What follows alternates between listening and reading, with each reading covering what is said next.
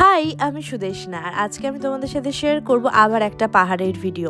এটা কিন্তু দার্জিলিং না, এটা কোন জায়গা তোমরা যদি গেস করতে পারো আগে কমেন্টে বলো।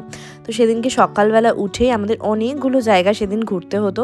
তো আগে আমি রেডি হয়ে গিয়েছি, সেদিনকে আমি পরেছিলাম এরকম লং একটা হোয়াইট গাউন। এটা আমি ওয়েস্ট সাইড থেকে নিয়েছিলাম। আমি খুব একটা বেশি অনলাইনে ড্রেসের শপিং করি না। আমার যে কটা ড্রেস কেনার হয় আমি মানে 90% 95% আমি অফলাইনেই কিনি।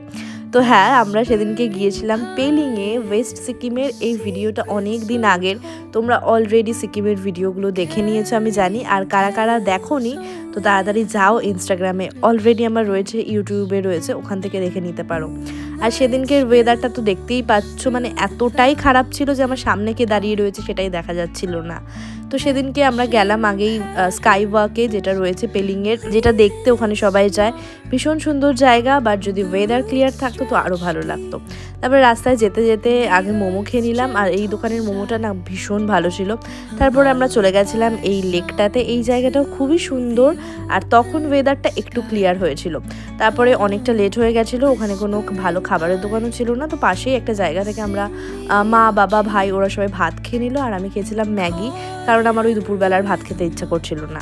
তারপরে এটা হচ্ছে কি, আমি জিপলাইন করেছিলাম কাঞ্চনজঙ্ঘা ফলসে। এটা একদমই খুব একটা বেশি উঁচু ছিল না, আর এটা আমার লাইফের ফার্স্ট জিপলাইন, মানে ভাবতে পারছো এত বড় হয়ে গিয়ে আমি করলাম।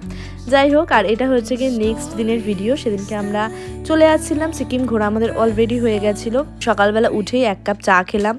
আর সেদিনকের ওয়েদারটাও যে খুব একটা বেশি ভালো ছিল সেরকম নয়, আর অনেক দিন মাটন খাইনি।